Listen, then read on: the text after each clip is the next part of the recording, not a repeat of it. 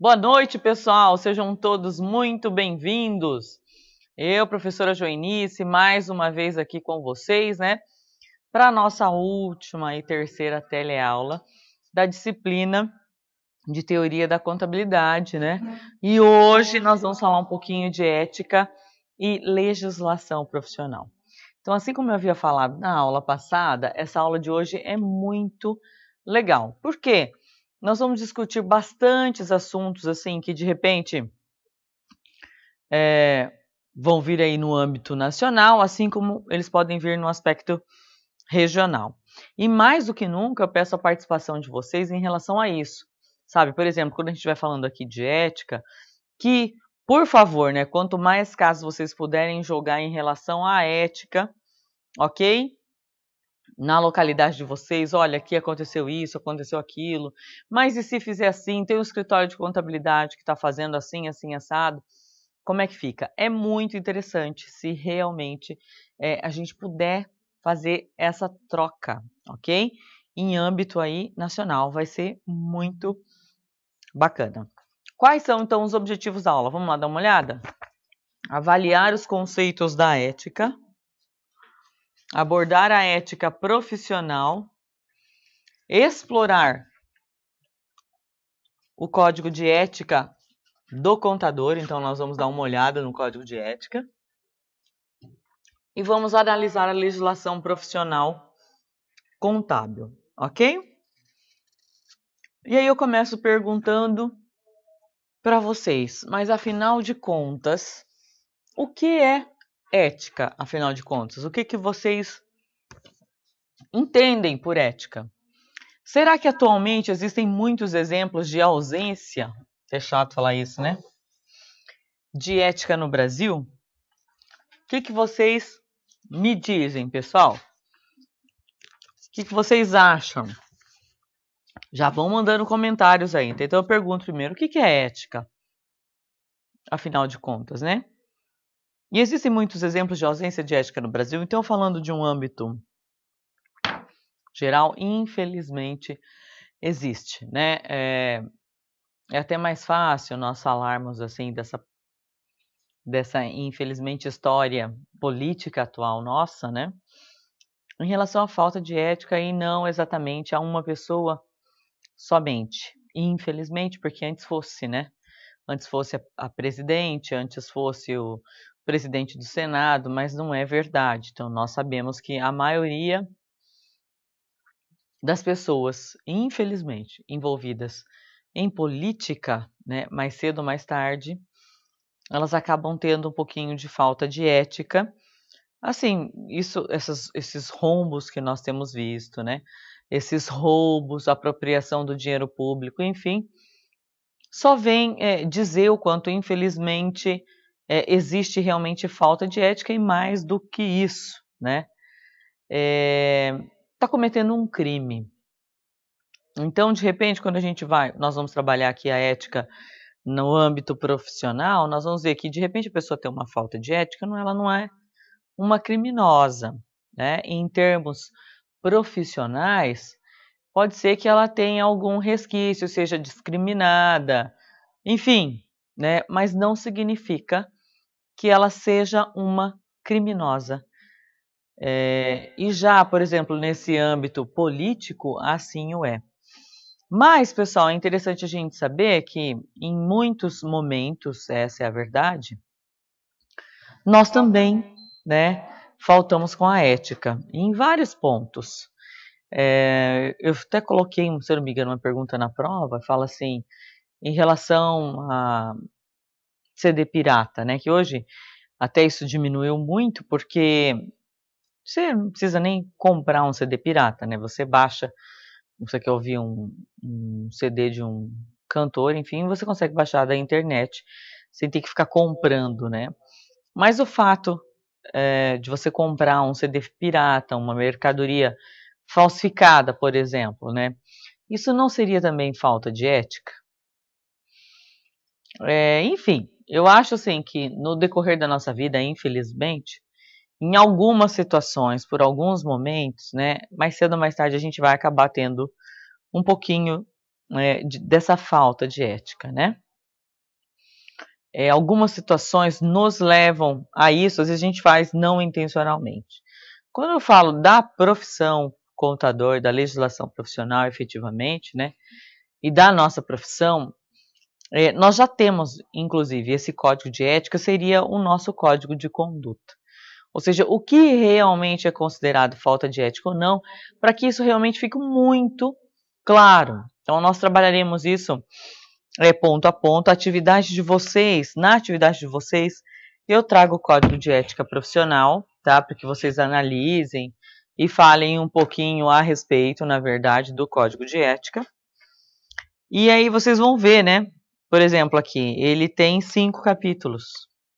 Tem vários parágrafos, né? Tem vários artigos. Enfim, e não é assim um bicho de 7 cabeças. E talvez muitas das dúvidas que nós tenhamos, nós consigamos saná-las, digamos assim, resolvê-las através da leitura do Código de Ética, que nem é tão grande assim. Aí eu digo a importância do mesmo, porque se ele realmente foi redigido, é para ser usado, né? Para que não fique dúvida. Eu, graças a Deus, como contadora, a gente vê assim que a nossa profissão como um todo, não estou dizendo que em nenhum momento a gente nunca ouviu nenhum fato de um contador envolvido numa fraude, enfim, né, infelizmente tem, mas nós somos reconhecidamente considerados éticos, né, e isso é legal. Acho que eu já falei também numa outra aula aí, o quanto, às vezes, a gente é rotulado, eu não sei se nós escolhemos a profissão escolhe a gente, enfim, é meio que um perfil nosso, né? Tem gente que tem cara de contador, eu falo, ixi, aquele lá é contador, né? Mas nesse sentido eu acho muito positivo primeiro, porque ser ético é sempre muito bom, tá? Não consigo trazer aqui para vocês, até gostaria que se fosse o caso que vocês me falassem, alguma situação onde ser ético fosse ruim. Então não considero bom, ruim, né? Então eu considero muito bom essa questão da ética como um todo. E assim, principalmente nos dias atuais, né, a vantagem e o orgulho mesmo de poder ser ético. Em algumas situações, né, ou diria até em várias, nós somos muito testados em relação a isso. E o nosso dia a dia, infelizmente, é como se nos levasse contra a essa ética da qual nós estamos comentando aqui, da qual nós estamos falando, né? Então, pessoal, a ponto, vou até dizer aqui, em algumas aulas onde eu disse para vocês que se torna muito polêmico, a ponto das pessoas discutirem, né, mas isso não é falta de ética? Aqui normalmente se faz isso. E esse normal aí é que é o problema, né? Pensem na educação que vocês vão dar aí para os filhos de vocês, ou que já deram, ou na educação que nós deveríamos ter. Ah, mas todo mundo rouba, quer dizer, tá ficando normal. Então daqui a um dia roubar não vai ser mais crime. E aí? E não é verdade, né? Então é muito claro essa questão, principalmente do Código de Ética, ele deixa muito claro o que é certo e o que é errado. Não existe meio certo. Ah, mas o pessoal está fazendo. Não, não existe meio certo. Ou é certo ou é errado. Então, vamos realmente seguir isso, né? Vamos realmente manter essa ideia, essa postura ética, da qual nos é exigida, né, como contadores, e eu acho assim que todas as pessoas deveriam ter realmente uma idoneidade, assim, um rumo, né, digamos assim, até eu diria, né? Esse histórico ético, ele é muito positivo.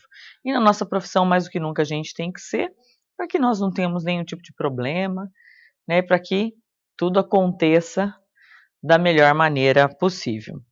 E aí eu pergunto para vocês, né, ética é sinônimo de moral ou não? Olha só, a ética, ela vem de um termo que provém do grego, ethos. E ethos, a palavra ethos, no grego é igual a costume.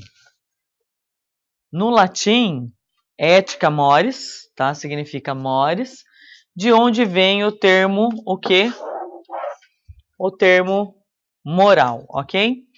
Então, há uma confusão muito grande, né, na verdade, entre os sinônimos aí.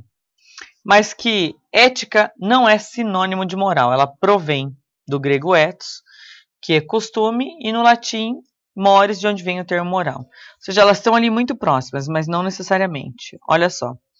Tanto a ética quanto a moral, elas são baseadas em quê?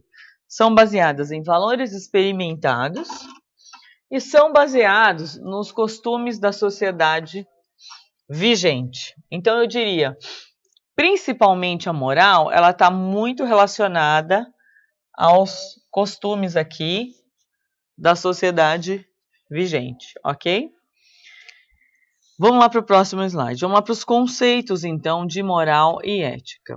A moral estabelece regras que são assumidas pela pessoa como o quê? Como uma forma de garantir o seu bem viver, tá? Independe das fronteiras geográficas e garante uma identidade entre pessoas que sequer se conhecem, mas utilizam este mesmo referencial moral comum. A ética já é o estudo geral do que é bom ou mal. É a busca, né, a gente fala aqui, de quê? De justificativas para as regras propostas pela moral e pelo direito. Não estabelece regras, ao contrário da moral e do direito. Então, a moral e o direito, ela vem de estabelecer regras, tá? Por exemplo, quando a gente fala em imoralidade, andar sem roupa no meio da rua. Nossa, é imoral, a pessoa não tem pudor, né? Assim como uma série de coisas. Não vai falar assim, olha, é antiético a pessoa andar no meio da rua. Então, eu acho que assim, uma regra, uma palavra muito boa para a gente definir se aquilo está relacionado à ética ou à moral é a questão do estabelecimento de regras.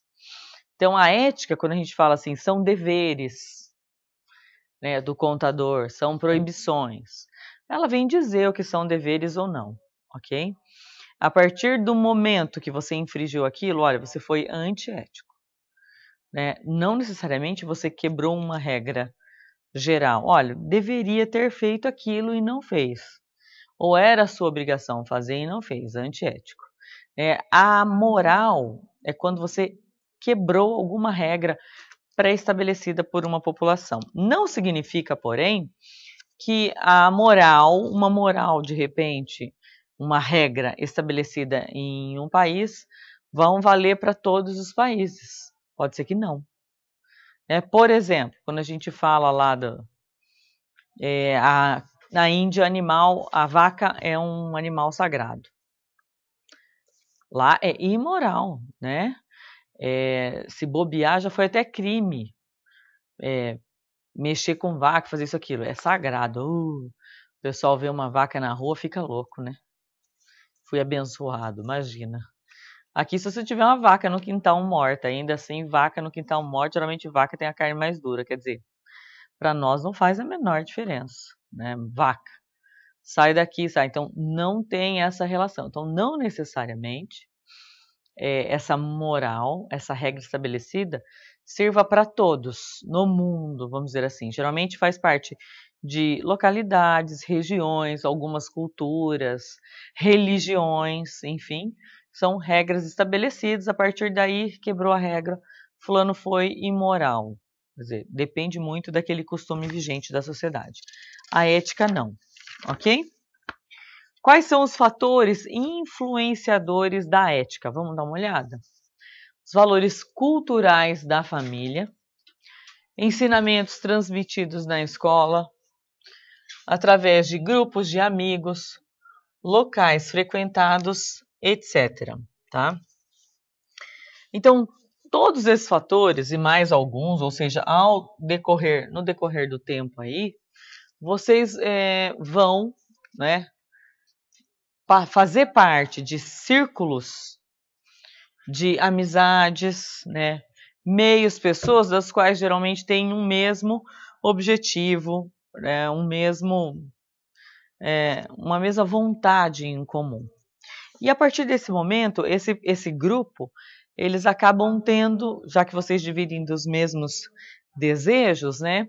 Aquilo acaba fazendo parte da sua vida. Então, se você de repente não faz aquilo, que não seria uma regra estabelecida para toda uma população, tá aí uma das grandes diferenças também, né? Você não faz aquilo, eu fui antiético. Olha, na religião que eu frequento, você não pode usar calça, por exemplo. Não deixa de ser uma regra estabelecida, mas apenas para aquele pequeno grupo, ou grande grupo, né? Mas se eu estou fazendo parte daquele grupo, eu aceitei aquele grupo, assim como nós contadores, né? Eu sou um deles. Se eu não fizer aquilo, a minha obrigação é andar de saia, um exemplo. Então, nem usa-se esse termo, né? Antiético, mas para com os demais, você estaria sendo antiético. Não foi legal o que você fez. Então, esse não foi legal, né? Seria a quebra aí estaria infringindo a ética daquele grupo pré-estabelecido, ok? E falando então de ética empresarial, vamos lá? A ética empresarial deve ter, no mínimo, pessoal, o quê? 4 funções principais, tá? Quais seriam essas 4 funções principais? Competência, sigilo, ok? Integridade e objetividade. Então, quando a gente fala dessas 4 funções principais, está querendo dizer o seguinte: por que eu tenho que ter ética dentro da minha empresa? Por qual motivo, né? Por que eu tenho que ser ético? Primeiro, por uma questão de competência. Por exemplo, eu só vou ser efetivamente considerado uma empresa competente não por conta do lucro almejado, dos meus objetivos alcançados. Eu posso fazer tudo isso. Mas se eu não fizer isso com ética, ok? O que vai acontecer? Eu não serei competente o suficiente para isso. E aqui, vocês vão ver que uma coisa puxa a outra. A questão do sigilo. Dependendo do trabalho que eu exerça, nós como contadores temos e devemos ter sigilo, né? Médicos, enfim, um grande número aí, a maioria das profissões, efetivamente, eles têm que manter sigilo, né, do que acontece ali, a questão de cliente, digamos assim, né? Para quê? Para que eu realmente seja considerado o quê? Um bom profissional ou uma boa empresa. Integridade acima de tudo, né? Adianta eu fornecer os melhores produtos, adianta eu ter sigilo, adianta eu ser competente no que eu faço, se eu não sou íntegro, por exemplo, se eu adquiri aquilo, se eu faço aquilo através de algumas situações ilícitas, por exemplo. Então é necessário isso. E objetividade, ou seja, dentro da minha atividade profissional tem que ser objetivo. Qual é o meu foco dentro da minha atividade profissional, né? Para que você não se desvirtue efetivamente e acabe aí pisando na bola e saindo em relação à ética. Isso pode acontecer muito com a gente, contador, né? Então a gente vê o seguinte: contador, bancário, psicólogo é a profissão dele. Mas tem muita gente que vem até nós no intuito assim, eu preciso de uma ajuda. Às vezes o cara chega lá e vem contar a história da vida dele. Tem como você me ajudar? Mas aí ele vem, ele conta a história da vida dele, nananana. Já pensou se aqui, nesse caso, né? Você, por exemplo, quebra o sigilo, né? Então, objetividade é importante a gente realmente focar no nosso trabalho, até porque a gente não dê margem, essa é a verdade, para algumas situações que de repente não seriam tão interessantes, não seriam importantes, que poderiam também, consequentemente, ali, dar asas para prejudicar aí as nossas atitudes, os nossos atos, o desenvolvimento do nosso trabalho, ok? Então, falando um pouquinho aí, né, demos uma pincelada aí em relação à ética, à moral, ética empresarial como um todo. Eu coloco uma atividade agora para vocês. Eu queria que vocês discutissem, tá? E fala assim, olha, vocês conhecem o código de ética do profissional contábil? Se sim, que vocês citassem um exemplo e uma outra coisa, puxando esse assunto que nós acabamos de falar da ética, eu queria que vocês colocassem um caso de falta de ética, por exemplo, no trabalho de vocês, tá? Então, ou de ética empresarial que já aconteceu com vocês. Olha, eu fui em determinada empresa, pedi tal serviço e me subornaram, enfim. Alguma coisa desse tipo, ok? Conto com vocês aí. Então, discutam, peguem os melhores casos, eu aposto que na sala de vocês vai ter um monte de casos. Coloquem para nós que eu faço questão de vir comentando cada um deles. Rapidinho a gente já volta, pessoal.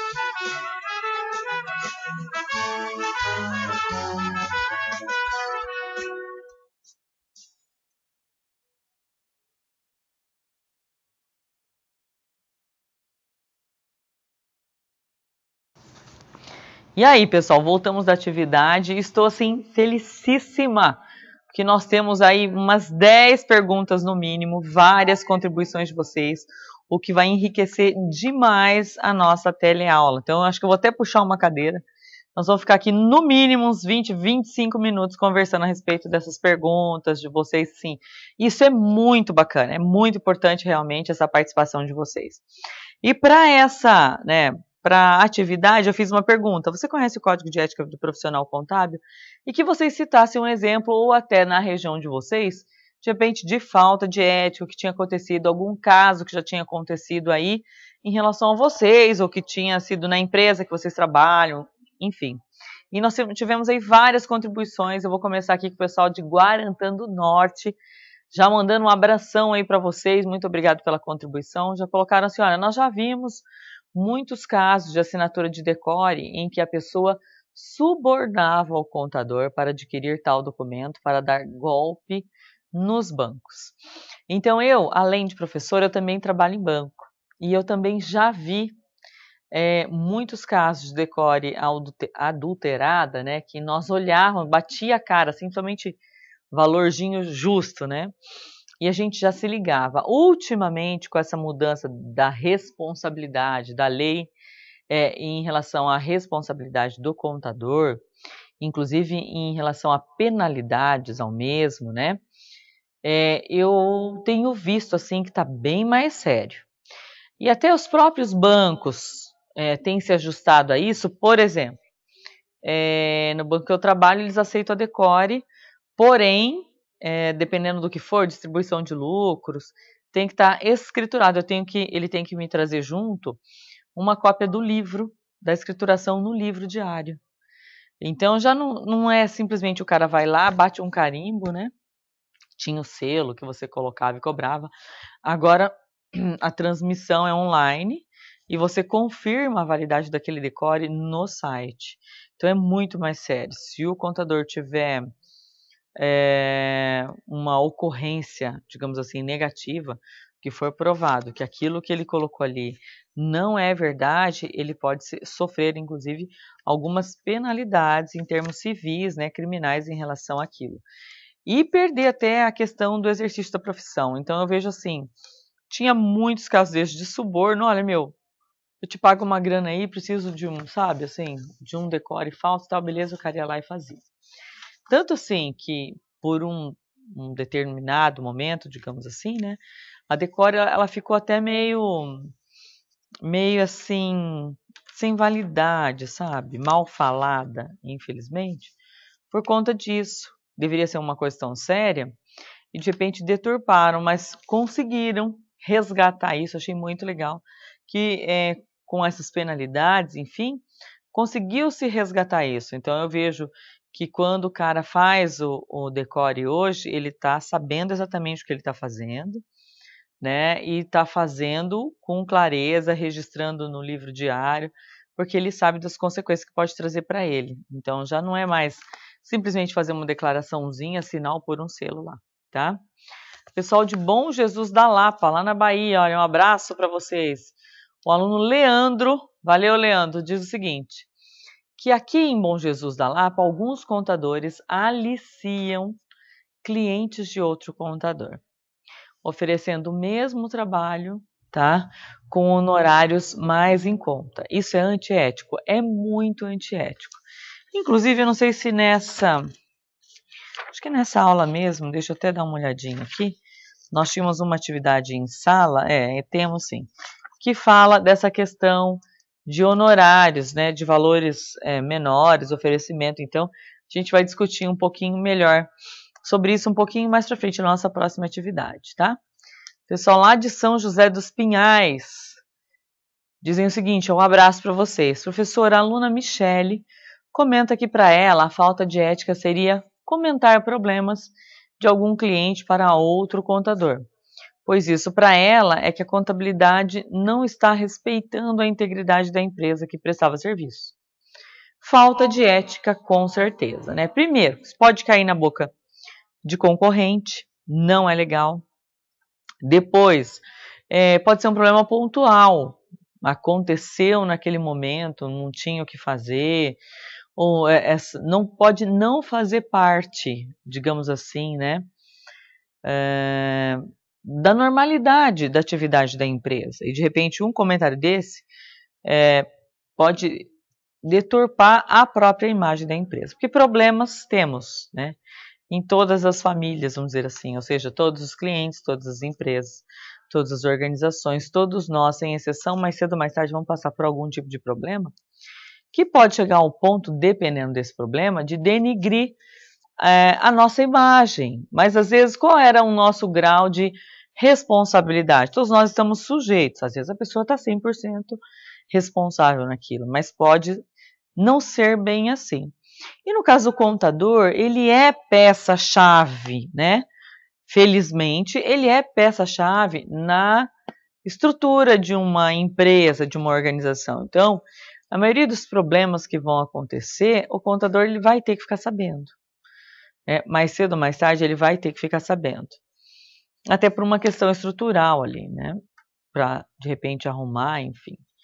Então, é completamente antiético. Eu diria o seguinte, que o que passa dentro de uma empresa em relação ao contador, né, ao que ele sabe, é mais ou menos, Deus que me perdoe, né, mas a comparação que eu faço é positiva e não negativa, no sentido de que uma confissão, né, seria um pecado, um padre dizer a confissão, não pode, né, de uma pessoa ali, de quem ele se confessou. Então, totalmente antiético, né, então não é legal, não deve ser feito. Então, eu estou atendendo a sua empresa, eu atendo a empresa A, B, a C, cada qual com os seus problemas, cada uma tentando resolver os seus problemas, e eu não posso ser um mecanismo de destruição dentro de uma organização.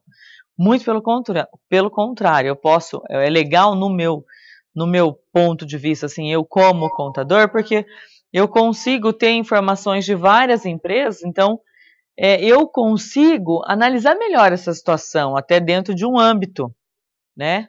Olha, não faz assim, não é legal, aconteceu assim, foi resolvido de tal forma.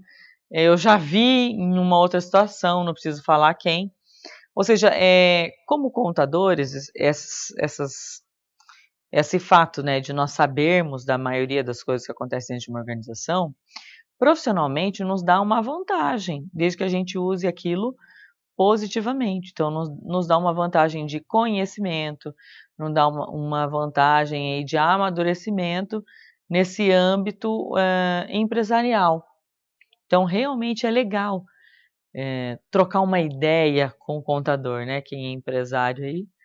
E é importante porque a gente tem essas várias informações, mas temos que usar isso de maneira favorável, tá? Como realmente experiência e não como uma destruição, vamos dizer assim, né? Como uma arma de destruição, tá?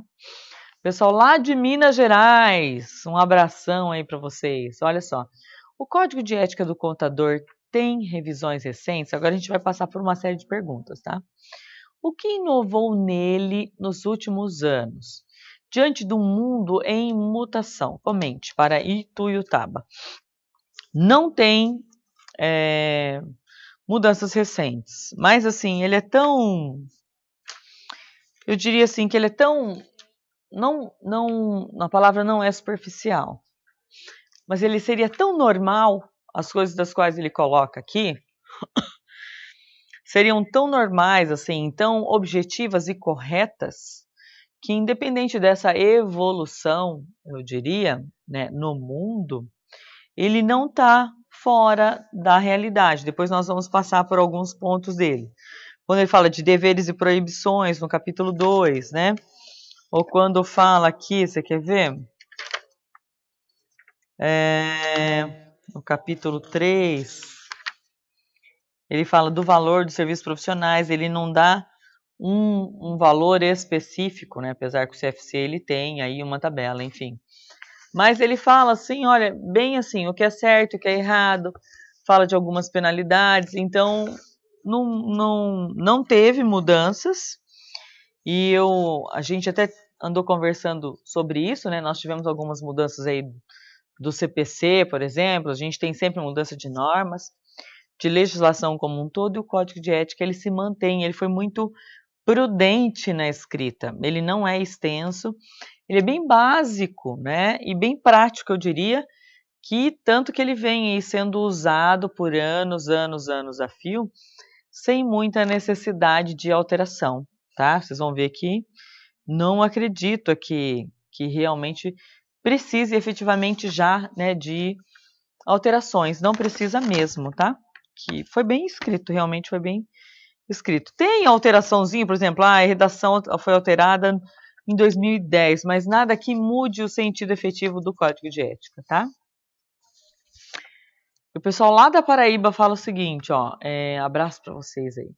O Código de Ética do contador pode penalizar o profissional corrompido? Pode. Lá no capítulo 5, se eu não me engano, tem das penalidades, né?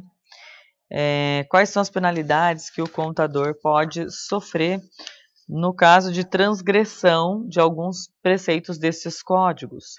E tem aqui 3 penalidades: advertência reservada, censura reservada e censura pública. O que seria, já vou me antecipar, o que seriam esses 3 casos aqui? Advertência reservada. Então, vamos supor que você teve uma denúncia, ou foi constatado que você tentou aliciar clientes de um outro contador, né, totalmente antiético, tá sabendo que você está fazendo isso, ok? E aí, olha, foi denunciado, o que ele fala? Olha, o pessoal do CRC vai estar fazendo isso, geralmente chama o contador, manda uma cartinha pedindo para que ele venha, né, marca um horário, vai lá e fala assim, olha, estou te fazendo uma advertência reservada. Seria na escola como você assinar um termo lá, esqueci o nome do termo. Você está recebendo uma advertência mesmo, né? Na escola tem advertência. E está sabendo que se isso acontecer novamente, você vai ter maiores consequências. Um outro caso seria censura reservada, tá? O que seria a censura reservada? Ele vai ser chamado, por exemplo, mesma coisa, e vai ser dito o seguinte, olha, por tantos dias você está proibido, por exemplo, tá, de exercer a profissão, tá, por conta do que você fez aí efetivamente. Já é uma censura, você foi censurado, né, dentro do exercício da profissão do contador. E censura pública, o negócio fica tão feio, né, que isso aí vai em edital, esse edital corre o Brasil todo, enfim, aonde está dizendo, olha, o fulano vai ficar 1 ano sem exercer a profissão, 6 meses, ele foi suspenso, enfim, por conta de tais atos assim, assim, assim, assado. Por exemplo, quando nós tivemos o caso lá da Caixa Econômica, né, alguns contadores receberam essa censura pública. A gente não fica sabendo porque a gente não acompanha, mas não sai no jornal. Às vezes até sai, né? Ah, mas não vai falar que o CFC ou o CRC deu uma censura pública para ele. Ah, o contador vai ser penalizado, enfim, né? Mas que tipo de penalidade? E não é só isso, tá, pessoal? Tem penalidade civil também por trás disso, porque daí cai no Código Civil. Por exemplo, se você roubou junto, se você desviou dinheiro, você já entra no esquema do Código Civil, não única exclusivamente aqui do nosso Código de Ética, ok? Mais uma pergunta lá do pessoal de Minas Gerais. Na verdade, eles fazem uma afirmativa e estão perguntando se eu concordo. Olha o que eles falaram. A ética na profissão eleva a qualidade da moral e do caráter. O profissional, ao agir com ética, ele conquista as pessoas e o mercado? Joinha, se você concorda com essa afirmativa, concordo plenamente. Então, quando você é ético, quando você é correto, né, você aumenta essa qualidade interna, digamos assim, própria sua, em relação à sua moral e ao seu caráter, sem dúvida alguma. Nossa, a pessoa realmente é muito correta, né? Vocês com certeza já se depararam com pessoas assim. E isso, sem dúvida alguma, né, só melhora, inclusive, essa moral, esse caráter profissional. E se você faz isso, as pessoas passam a te valorizar mais. Então, essa postura, por exemplo, eu vejo isso tanto com contadores, né, como com advogados, com médicos e várias profissões aí, aonde, claro que algumas parece que exigem uma maior confiança, né? Quando você vai conversar com um advogado, por exemplo, como é que você vai contratar um advogado se ele não te passar confiança? Fala sério, né? Dependendo do que você esteja necessitando, o serviço que você esteja precisando dele, às vezes para te defender, você tem que ter uma total confiança. E aí, então tem profissões que isso é chave, né? Médicos, se você não confia no médico, como é que você vai? Não, doutor, você faz, não confio muito no senhor, mas pode fazer a cirurgia do coração aí. Ou até mesmo do cara chegar e falar assim, olha, você vai precisar fazer essa tal cirurgia, né? O quanto que você precisa confiar. Ou também acontece o inverso no sentido assim, do médico, por exemplo, né? Ou de um advogado que fala assim, olha, você quer fazer isso, advogado, eu já vi muito. Você tem interesse em fazer isso, mas eu acho que isso não é interessante para você. Eu não faria. Pode te causar mais problemas, tá? Eu até tenho um caso aqui, a gente fazer uma comparação, né? E a pessoa agradeceu ela depois. É de um advogado, aonde a pessoa queria entrar com um processo de danos morais, enfim. O advogado falou assim, olha, se eu fosse você, eu não faria isso. Para mim é vantajoso, eu vou receber se você ganhar ou não ganhar, o meu percentual vai ser maior se você ganhar. Mas isso pode te trazer, se você pedir um processo de danos morais, talvez você até tenha razão, mas isso pode te induzir a outra pessoa a entrar com um processo criminal contra você. Dizendo que de repente você conseguiu essas informações de forma ilícita, enfim, e pode te complicar mais, sabe? Então, tem que se tomar muito cuidado. Então, veja bem, por exemplo, nesse caso que eu falei para vocês do advogado, né? Ele não pegou a causa, né? A pessoa não fechou com ele, mas o quanto que ele realmente conquistou aquela pessoa, o quanto ele passou de segurança e o quanto isso foi benéfico dentro da profissão dele. A questão da indicação, enfim, e para contador também, assim, vejo muitos casos de contadores. Eu queria que você, o caso da Decore mesmo que vocês falaram, né? Queria que você fizesse uma Decore para mim. Não vou fazer, não vai ser legal, é prejudicial, é assim, assim, assado. Vai dar problema, sabe? Vamos registrar tal mercadoria por valor tal. Não vou fazer. É assim, esse assado. Então, eu acho assim, que nós nunca pecamos em ser honestos, em sermos verdadeiros. E eu falava muito essa frase, você nunca vai poder dizer, né, que você não sabia disso, ou que foi por omissão. E dependendo, se depende de nós fazer aquilo ou não, até não fazermos. Não, eu não vou fazer. Se você quer fazer tal coisa, você está me falando, eu não te aconselho a fazer, mas eu não vou fazer porque você quer. Ah, não, tudo bem, você quer fazer? Faça você, eu não vou fazer. No banco, a gente chega, às vezes, em muitas situações assim, né? Ah, mas se eu alterar a data de nascimento aqui, daí o sistema já vai aceitar, às vezes, uma coisa boba. Que nem é questão de roubo, fraude, nada disso. Às vezes o sistema está com um problema interno e se de repente você mexe em um dado, muda aí um ano de uma data de nascimento, resolve o problema. Depois eu mudo de novo. Eu não faço. Mas não vai ter problema na... Então, mas se eu mudar um número 1 dentro do sistema, vai ficar a minha matrícula registrada lá dizendo que eu mudei o número 1, depois eu voltei para o número 0. Por que eu fiz isso? Não, se é o problema do sistema, é o problema do sistema. Então, nós temos que chegar na causa, não criar um outro problema. Então, qual é a causa? Mas é muito mais fácil alterar. É mais fácil. Você resolveu aquele problema pontualmente. Essa é a verdade, ok? Mas você não resolveu o problema efetivamente, naquele minuto. E às vezes, muito pelo contrário, você conseguiu apenas criar um outro problema para você, né? E tá, às vezes, muito maior. Às vezes, por causa de uma bobagem dessa, você vai receber um processo administrativo, vai ser questionado por isso. Então, é o tipo de coisa que não vale a pena. E eu acho assim, sinceridade acima de tudo. Vão ter casos que você vai perder a ação, no caso do advogado, que você vai perder o cliente, no caso de um bancário, até de um contador, mas eu diria por um bem maior. Pode ser que você perca do mesmo jeito fazendo o que ele quer, porque lá na frente vai dar um problema e ele ainda vai sair falando mal de você. Então eu acho que é importantíssimo a gente ter isso muito claro, sabe, conosco, ficar realmente muito claro. Mais uma vez eu falo o que eu falei no começo, né? O que é certo, o que é errado, o que não é e acabou. Não existe meio certo e meio errado. Não em contabilidade, ok? Não, como contadores não, por favor. Então a gente vai continuar e agora a gente vai entrar mais pontualmente aí no código de ética do contador, tá? Código de ética profissional. Olha só. Um código de ética, ele pode ser entendido como o quê? Como uma relação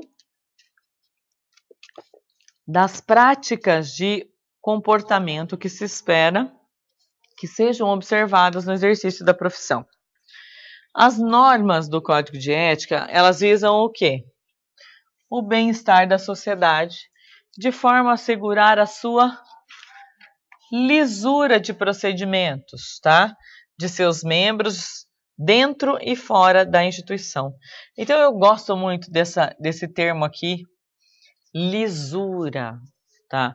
Quando fala bem-estar da sociedade, de forma a assegurar a lisura, de forma a assegurar que aquilo aconteça assim, naquela tranquilidade, naquela serenidade. Então, essa lisura está querendo dizer assim, o mais correto, o mais linear possível, ok? O Código de Ética ele foi criado pela Resolução CFC 803/96, ou seja, ele é quase um moço aí de 20 anos. Teve aí algumas alterações, as resoluções 97, 2002, 950, 2002 e 2010. Mas mudança, pessoal, quando eu falo, se vocês pegarem, por exemplo, o texto de 97, de 2010, as mudanças, assim, são mínimas, assim, eu diria até que nem precisariam ter sido mudadas, sabe? Coisinha mais de termos, eu acho que ficou até mais fácil a escrita. Coisinhas bobas, assim, coisa bem sem necessidade até de ter mudado. Mas assim, como a linguagem, ela procura ser, até nos nossos CPCs, né? Elas são bem claras, assim, sem coisa muito polida, muito, né? Redigidas, muito bem redigidas, assim, dentro de um entendimento fácil. Então, eu acho que essas mudanças até foram pensando nisso, ok? Então, o que fala o capítulo 1 do objetivo? Diz assim, o Código de Ética Profissional tem por objetivo o quê? Fixar a forma pela qual se devem conduzir os profissionais da contabilidade, tá? Então, essa palavra condução aí, quando no exercício profissional e também nos assuntos relacionados à profissão e à classe. Então, é mais um elemento condutor realmente. Olha, tá com dúvida? Faz assim, faz assado, né? é mais para dar assim uma ideia de um modo geral, ok? Vamos lá para o próximo slide. Capítulo 2, dos deveres e das proibições. O capítulo 2 relaciona vários deveres e várias proibições, efetivamente, tá? Serão abordados alguns deveres e proibições. Todos são importantes, tá? Sem exceção. Como nós temos vários deveres e várias proibições, eu vou falar apenas algumas aqui para vocês. E depois eu vou ligar a câmera de documentos e dar uma mostrada um pouquinho melhor. Quais seriam alguns deveres, então, do contador? Olha lá. Exercer a profissão com zelo. Gente, por isso que eu falo assim que são coisas bem tranquilas. Quem é que vocês acham que não... Qual o profissional que não deveria exercer a profissão com zelo? O que vocês acham? Tem algum profissional que não precisa fazer com zelo? Ah, pode fazer meia boca aí, não tem importância não. Tá valendo, né? Não é assim. Então, por isso que eu falo, assim, às vezes até excesso, vou ser repetitivo aqui, né? De zelo, e de preocupação em relação a isso. Olha só, exercer com zelo, diligência, honestidade. Quem não deve ser honesto, gente, né? Todos devemos ser honestos. Devemos ter capacidade técnica, observada toda a legislação vigente, em especial os princípios de contabilidade, as normas brasileiras, e resguardados os interesses de seus clientes ou empregadores sem nenhum prejuízo da dignidade e independência profissionais. Básico, não é isso? Outros deveres. Renunciar às funções que exerce logo que se positive o quê? Falta de confiança por parte do cliente ou empregador, a quem deverá notificar com 30 dias de antecedência, zelando, contudo, para que os interesses dos mesmos não sejam prejudicados, evitando declarações públicas, aí vem o sigilo, sobre os motivos da renúncia. Gente, esse daqui é muito importante. E aí vocês vão me perguntar, professora, conhece algum caso de alguém que já fez renúncia? Conheço.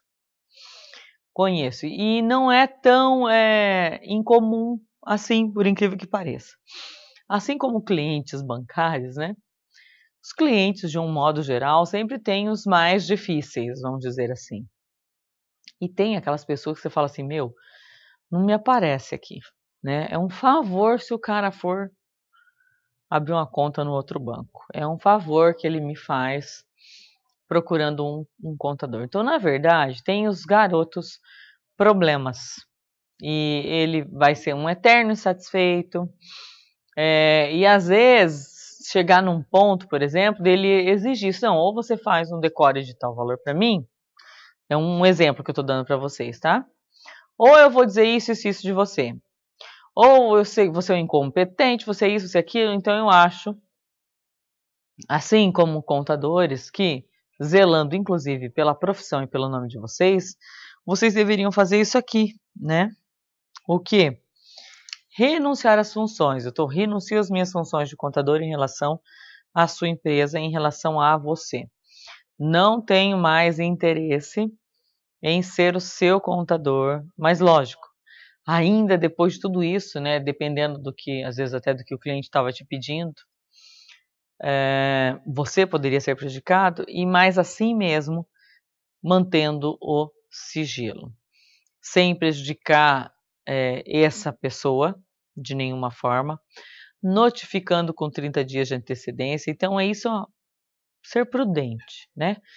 Vamos ser éticos. Então, não que esse seja o maior ou melhor ou dos deveres, enfim, mas são dois deles que eu citei aqui.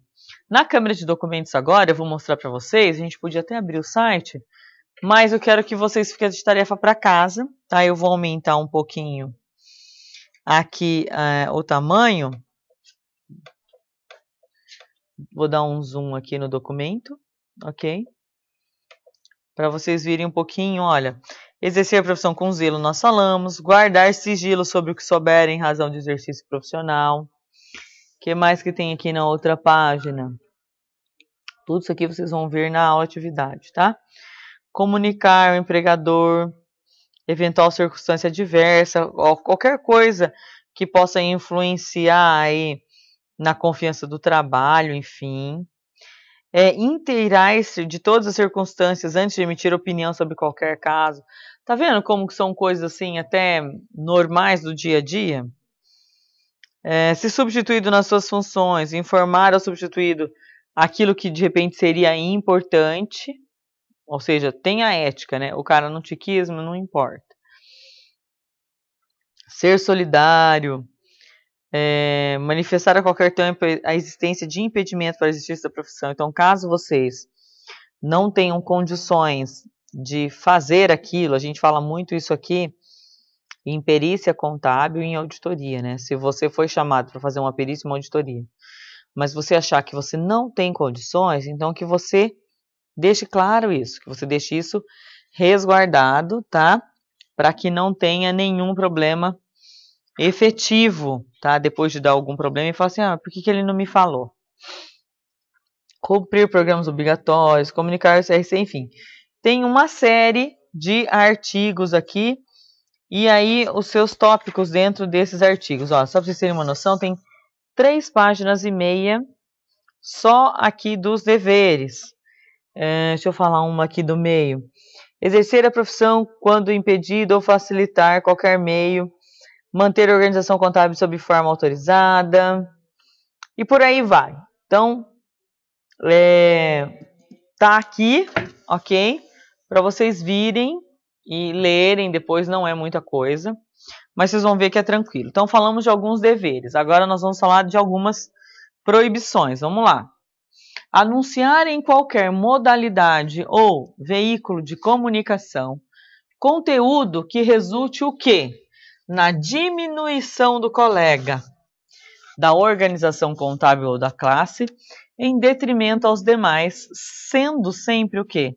Admitida a indicação de títulos, especializações, serviços oferecidos, trabalhos realizados e relação de cliente.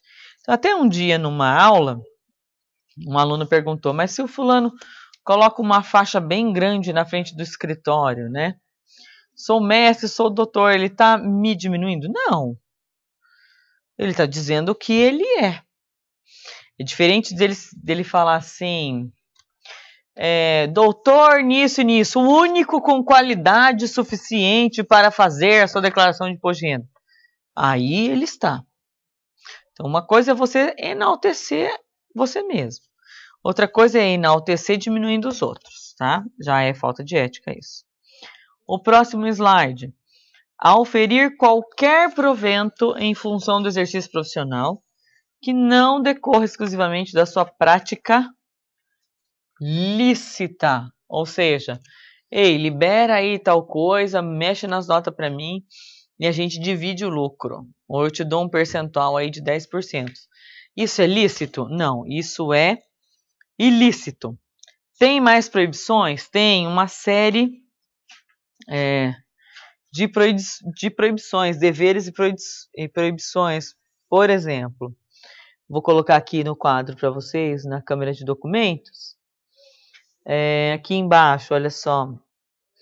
Exercer atividade ou ligar o seu nome a empreendimentos com finalidades ilícitas. Revelar negociação confidenciada pelo cliente ou empregador para acordo ou transação que comprovadamente tenha tido conhecimento. Prejudicar culposamente ou dolosamente o interesse confiado à sua responsabilidade. Recusar-se a prestar contas de quantias que lhe forem comprovadamente confiadas. Enfim, deveres e proibições, está lá no capítulo 2 e tem 3,5 páginas falando disso daí, ok? Agora, no capítulo 3, nós vamos falar do valor dos serviços prestados. Vamos lá para o slide. Olha só. Ele começa falando o seguinte: o profissional da contabilidade deve o quê? Isso é importantíssimo, pessoal. Fixar previamente o valor dos serviços por contrato, que fique claro, contrato escrito, considerados os elementos do Código de Ética. Gente, esse negócio de valor de honorário parece que é uma máxima, sabe? Sempre dá BO. É o cara não falar e dar um BO grande. Por quê? Aí eu falo assim, olha, o meu honorário é tanto por mês. Beleza? Beleza. Tá, o que mais está envolvido nisso? Olha, declaração de imposto de renda eu cobro tantos reais, eu cobro arrais, eu cobro isso, eu cobro aquilo. Ou eu vou fazer uma relação para você, então no documento você deixa uma relação, você fala sobre os honorários, você deixa no documento, no contrato escrito, o que é cobrado, quais são os valores praticados na atualidade, por exemplo, ou qual que é cobrado, enfim, dentro daquilo que você considera interessante. Por quê? Porque esse negócio de valor praticado depende muito do quê? Do porte da empresa. É preciso, então, a princípio, que se fique claro quais são os serviços que são cobrados e que deixe isso por escrito, tá? Porque o que mais vocês vão encontrar é cliente falando assim, mas eu não sabia que você ia me cobrar isso. Ninguém trabalha de graça. Mas na hora de pagar, né, o cara embaça, essa é a verdade. Quanto menos você puder pagar, isso eu também, né? Melhor para mim. Então, se eu tiver uma brecha, na verdade, eu se o cara não me desse um contrato escrito, eu já ia perguntar. Tudo o que é que você me cobra? Anota para mim, me passa por e-mail, me manda um papel, eu preciso saber. Então, vamos ser claras, para depois não ficar passando, né? Por, fulano é enrolado, fulano tentou me ludibriar, não gostei da postura dele. O cara faz se quiser, tá lá no contrato, você assinou, te dei uma cópia, tá tudo certinho. Voltando aqui, ó, para a câmera de documentos, então aqui, ó, no capítulo 3 do valor dos serviços prestados. Esse não é grande, tá? Ele é efetivamente pequeno. Então, fala que você tem que levar em consideração que a relevância, o vulto, o tempo que você vai gastar, a probabilidade de ficar impedido. Então, ele não fala o valor. Existe uma tabela de alguns serviços básicos que o CFC e o CRCs têm, tá? Que são tabela, ou seja, você tem parâmetros, não que necessariamente você precise ou deva cobrar efetivamente aquele valor. O capítulo 4 eu não trouxe aqui para vocês nos slides, mas é em relação aos deveres, em relação aos colegas e à classe.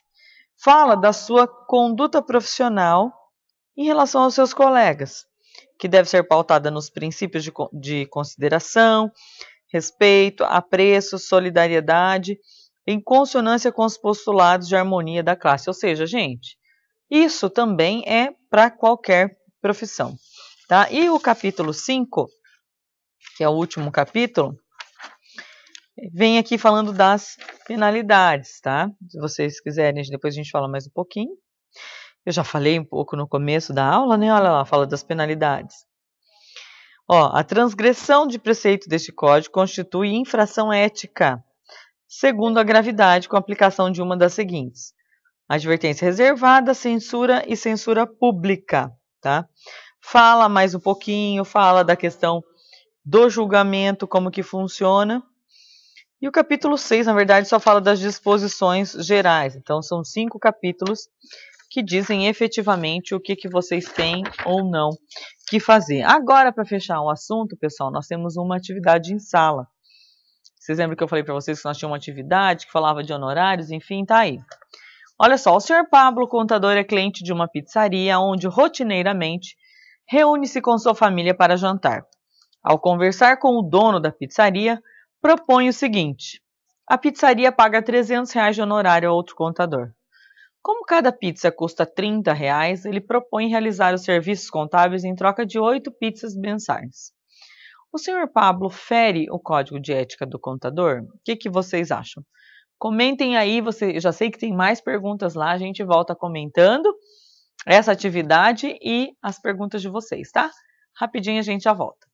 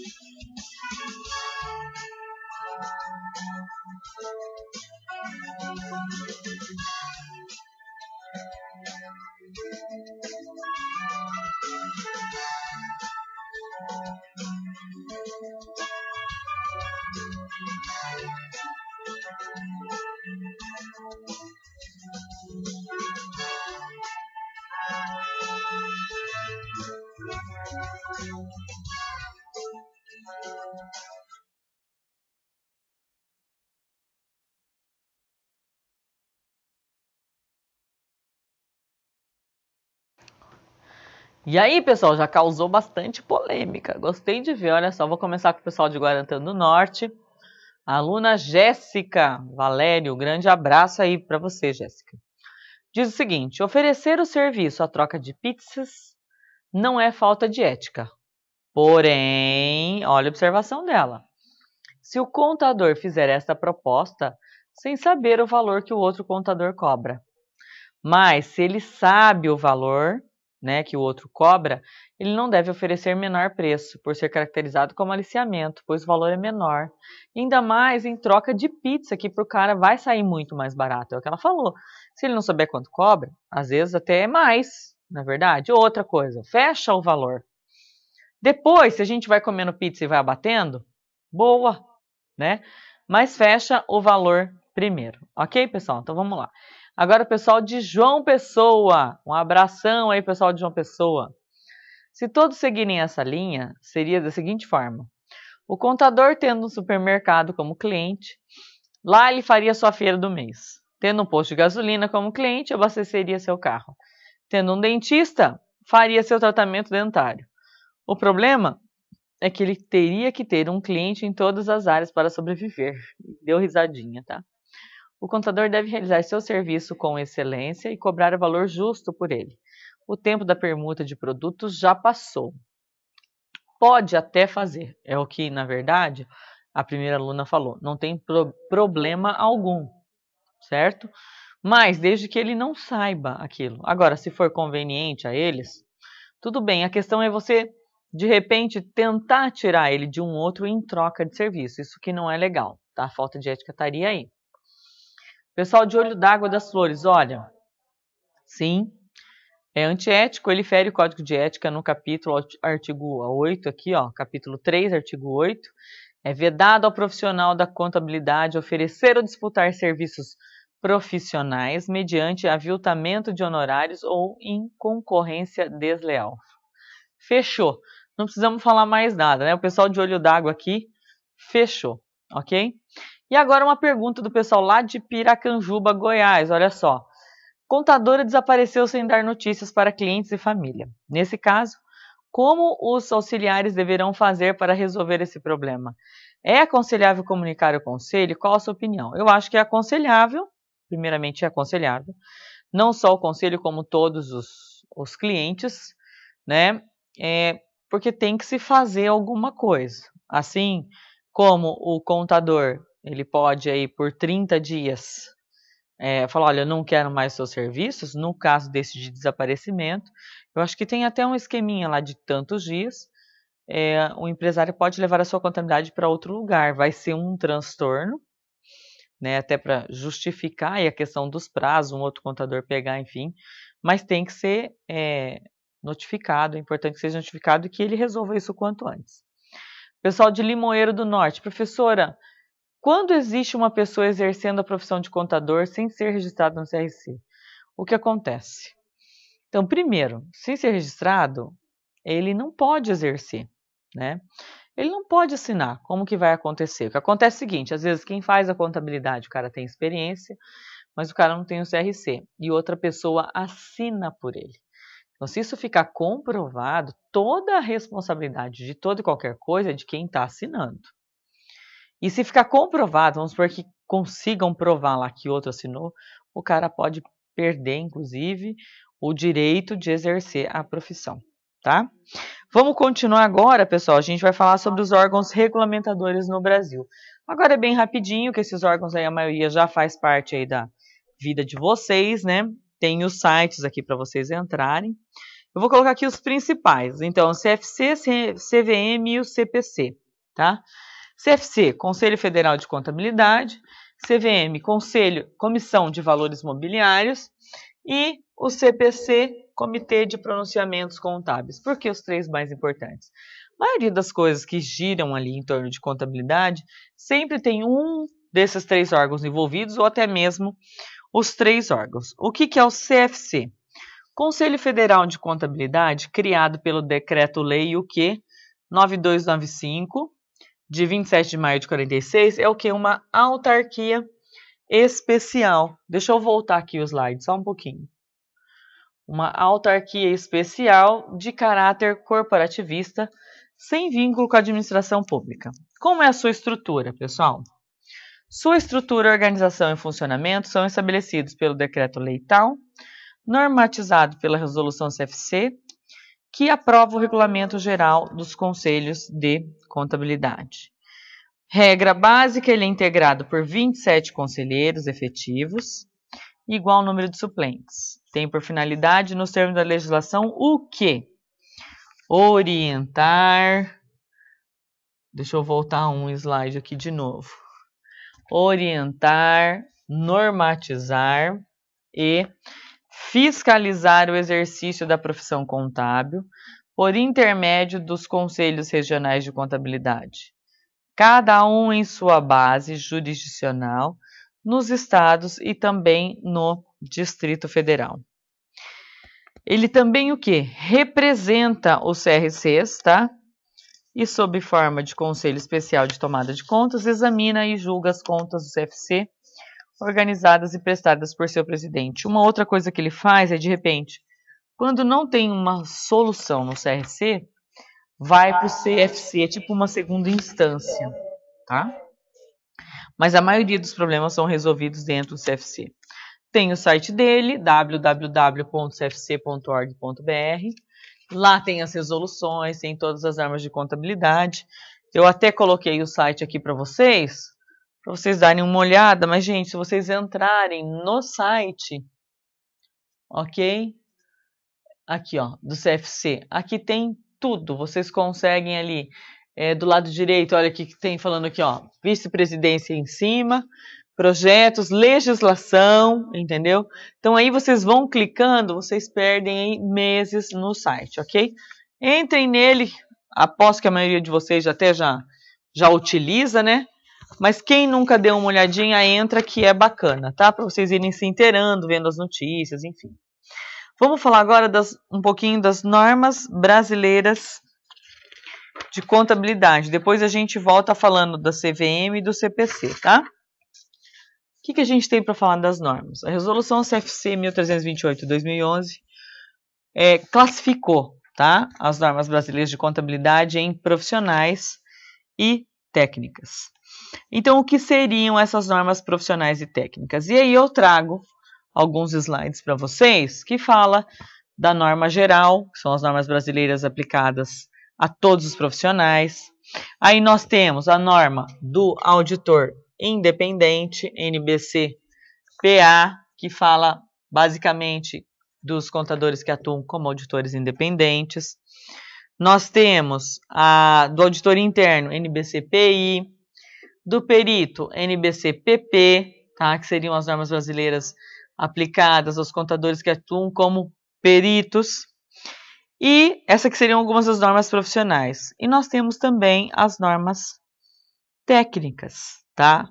Então vamos falar aí da NBC-TG, normas brasileiras convergentes com as normas internacionais, ok? Ou seja, elas vêm de um modo geral, a NBC-TG aqui traz toda a parte geral do que vai falar as normas técnicas. E aí por diante nós temos uma a uma, temos do setor público, temos do perito e assim por diante. Então eu queria que vocês entrassem num site comigo agora, para a gente dar uma olhada nas normas técnicas. Eu trouxe o site para vocês, tá? Do COSIF. Aí vocês conseguem pegar o endereço aí em cima, ó.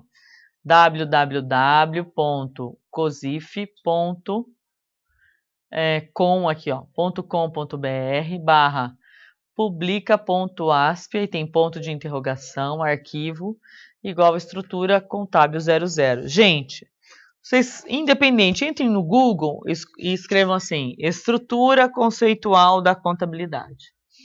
E aí eu vou diminuir um pouquinho a tela para vocês terem uma noção dessa página. Olha aqui, ó. Estrutura conceitual básica da contabilidade. Então, vocês querem achar isso, vocês põem no Google.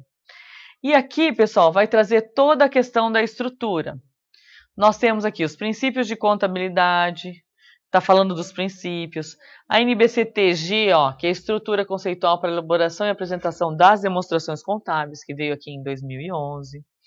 Aí nós temos a história da legislação sobre a contabilidade, que bacana. E aí ele começa a detalhar, né? Vocês veem aqui, ó, estrutura conceitual básica da contabilidade. Aqui embaixo tem o quê? Objetivos, cenários, princípios, postulados, princípios, enfim. Aqui, se você entrar um por um, ele vai abrindo. Eu queria entrar, vou subir um pouquinho aqui para vocês, ó. Eu queria entrar, deixa eu subir só mais um pouquinho. Aqui. NBC-TG, estrutura conceitual para elaboração. Aqui, pessoal, ele vai me trazer todas as normas técnicas, tá? Que nós temos aqui. Mas aqui vocês veem tudo, tanto no site do CFC tem, quanto, como eu coloquei aqui, né, no Google, estrutura conceitual básica. O que eu quero dizer para vocês é o seguinte, não tem como vocês ficarem por fora, só se vocês não lerem. Cada linha vermelhinha que está aqui dessa, tá? Vocês entram e vocês ficam sabendo de tudo. Quais são as normas profissionais e quais são as normas técnicas. Aqui a gente está nas normas técnicas. Nós estamos nas normas técnicas, ok? E aí, a partir do momento que você entra em uma delas, por exemplo, vamos colocar aqui, ó, normas brasileiras de contabilidade, que eu vou clicar. Ele abre todas elas, tá? E aqui vem já as profissionais. Aqui, ó, normas profissionais, tá vendo? Então, pessoal, aqui até para vocês lerem tudo, só por Deus, tá? Mas é interessante ter uma noção do que está querendo dizer as normas técnicas, das normas profissionais. Com um pouco de leitura, vocês vão longe, ok? Dando continuidade, eu vou voltar falando um pouquinho para vocês do CVM. Olha só, a lei que criou a CVM é de 76, né?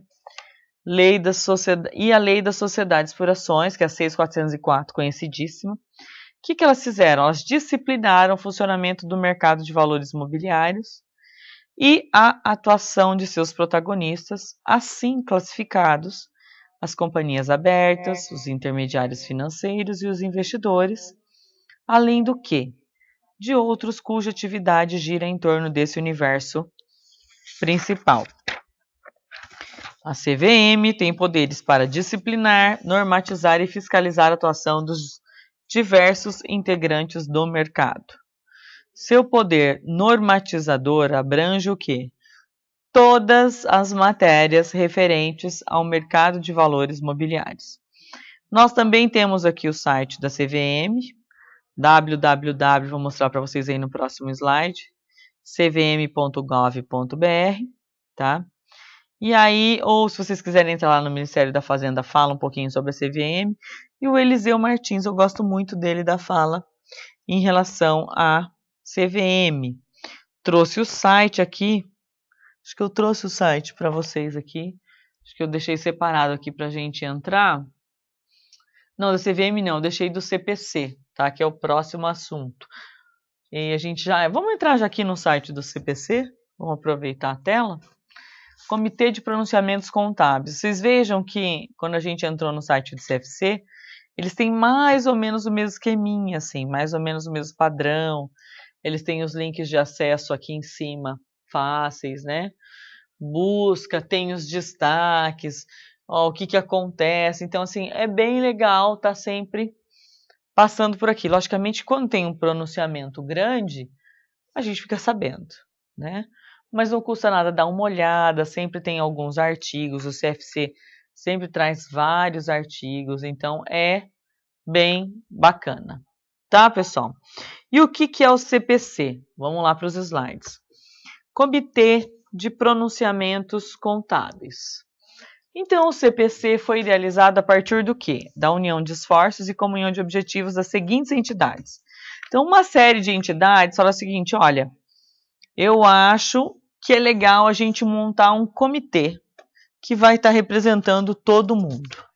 Como assim? Vamos lá para o próximo slide. Olha, criado pela resolução CFC 1055/2005, ou seja, né, tem aí 10 anos, o CPC tem como objetivo o estudo, o preparo e a emissão de pronunciamentos técnicos sobre procedimentos de contabilidade e a divulgação de informações dessa natureza para permitir a emissão de normas pela entidade reguladora brasileira, visando o quê? A centralização e uniformização do seu processo de produção, levando sempre em conta a convergência da contabilidade brasileira aos padrões internacionais.